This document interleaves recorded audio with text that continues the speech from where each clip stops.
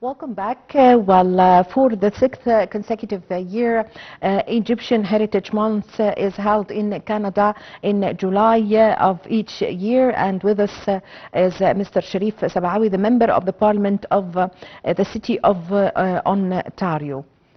Good afternoon, sir. Hello? Hello, doctor, can you hear me? Yes, but we have to speak in English, please. Yes. Yes, No okay. So, okay, Dr. Sabaawy, you are the member of the Ontario Parliament in Canada. What is the most important activities during the celebration of the Heritage Month that takes place in Canada of every year in the month of July, and also it has started since 6 years ago? Well, there is the official part, which is the government official statement of congratulation, as well as all the politicians from the provincial, federal, and municipal level to congratulate and join the Egyptian Canadian community in activities they do. Every community localized. Sometimes they reorganize their own festivity, like there was one in Burlington, there was one in Scarborough, there was one in Hamilton, which I attended. We done a festival in Mississauga, the biggest usually in Mississauga, where my riding is and where the highest dynasty of Canadian Egyptians, as well as me, the original initiator of the bill 106, proclaiming July as the Egyptian Heritage Month. Usually we have the highest, biggest festival in Canada. Last year we got 62,000 visitors to the festival. This year we got around 28,000 because it was one day.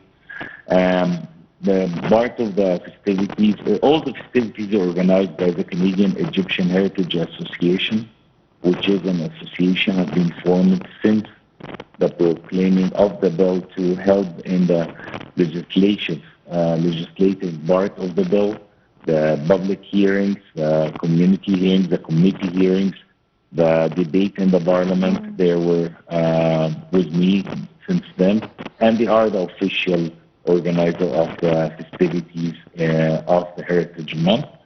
Also, we do the official ceremony for flag raising in front of the Ontario Parliament with attendance of the Speaker of the House, the Head of the Parliament, some MPPs, MPs, and some other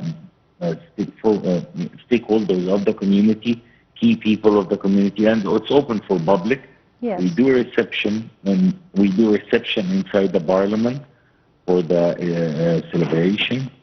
And we also, with the work with the Egyptian Museum in Mississauga, we do open the museum for at least a couple of weekends for public, so that they can come and visit and know more about the Egyptian history and the Egyptian heritage. Yes. Dr. Sabaawy, so for the sixth consecutive year, the festival or the month of heritage has been taking place in Canada. How did it develop year by year, and what did you introduce new things this year? Well, the first year we did one, like there was one flag raising and that's it. And since then it's growing. We have the biggest festival, which was done, as I mentioned, in Mississauga. That was the biggest Egyptian festival in North America. The biggest Arabic festival in North America was done on the honor of the Egyptian Heritage Month under the Egyptian Heritage, Canadian Egyptian Heritage Association. This year specifically, we've seen many celebrations.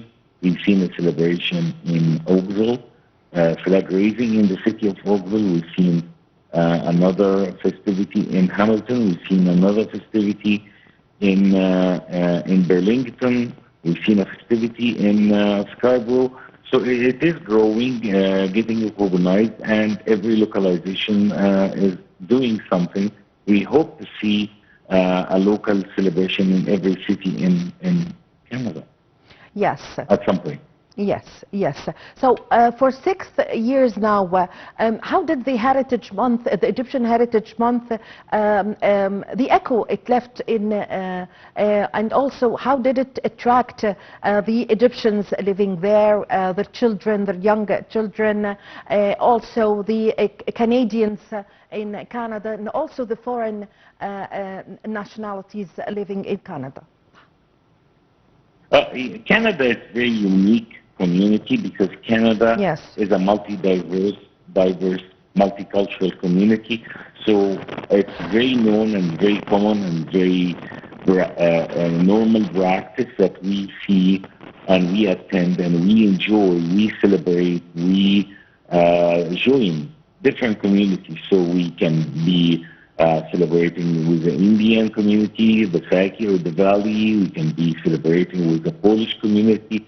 We celebrate with Ukrainians. We celebrate with Pakistani community, Lebanese festival. So Taste of the Middle East was one of the festivals last week. It's a Lebanese festival. So the Canadian citizen is very tuned to different celebrations and flavors of cultural music, cultural food, cultural heritage, cultural history. They are following, they are tuned. The whole Canadian fabric is a mosaic line. So the Canadian government, as part of the government, I can tell you that we embrace, we encourage every community to have their own characteristics, Yes. their own cultural flavor. It's a piece of mosaic and a bigger mosaic picture, which is the Canadian fabric. Yes. Dr. Sabaawy, what is the role of this Heritage Month that takes place every year in Canada? How did it give a good image of Egypt, or the real civilized image of Egypt, Egypt, the land of civilization, of history, Egypt where everything started in this world? Also, how did it make, for example, marketing for the tourism in Egypt? Many of the people who are going to attend the Heritage Month in Canada would love to come and visit Egypt after this, and it's a kind of boosting for tourism in Egypt. Well, first of all, I would like to tell you that I would say in every 10 Canadians, 9 of them, their dream to visit Egypt. I can tell you that hands down. All the Canadians knows about the pharaonic history of Egypt. They are very fond with the pharaohs and the Egyptian history and the King's Valley and the temples and stuff. The only issue here we have is when we issued the festival version last year, and this year we put it under the slogan of Discover Egypt, which we were trying to highlight the new Egypt, the different attraction in Egypt, the beaches, the potential, not only the pharaonic, but Islamic, Coptic, different eras of the history, which maybe not as famous as the pharaonic, but pharaonic was, of course, of all the time. It is the front line of the Egyptian culture. Yes. We had a giant sphinx, 6.5 meters high in the festival, and thousands of pictures taken with the sphinx sculpture. And the only thing I can tell you is not only Canadians, Arab Canadians also, they are planning to visit Egypt. They stop in Cairo for a week or two in their travel to their root country like Syria, Lebanon, Iraq, even Iran, Pakistan, India. Yes. But we have a big obstacle. That was going like a snowball. We have been pushing it. We have been growing it. It has been like flourishing like big time. Then there was an issue about now getting an Egyptian visa to get to Egypt. Yes. So this was like a biggest obstacle, because for somebody to send their passport for 3 or 4 weeks to get a visa to visit Egypt, is kind of impossible. So it is an impossible obstacle. We hope that the government and President Sisi look into this and reconsider, because this is a big loss for the Egyptian tourism, for the Egyptian tourists to come to Egypt from Canada. Yes. So also, Dr. Sabaawy, are there some people or some Egyptians living in Canada who would love, when this festival or Heritage Month starts, would love to volunteer or to help with the organizing of the festival or the Heritage Month? Yes, we get hundreds of volunteers every year, not only from Egyptians, but from different cultures, who are very happy to be part of the festival, to volunteer to the festival, to work with us and be part of that huge cultural event. Yes.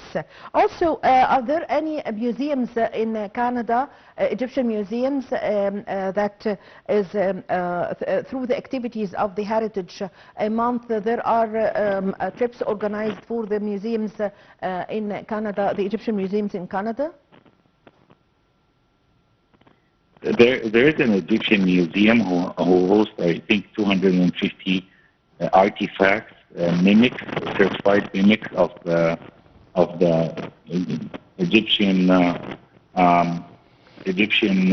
pieces, pharaonic Egypt pieces, and the Egyptian Heritage Month is helping to get that known to the public in Canada, because not everyone heard about it. Yes. I thank you very much for your time. Thank you for your valuable information. Dr. Sherif Sabaawy, member of Ontario Parliament in Canada. Thank you very much for joining us over the phone. And with this, my dear viewers, we come to the end of this episode of our program, Cairo Local Time. My name is Amal Mukhtar. Thank you for watching.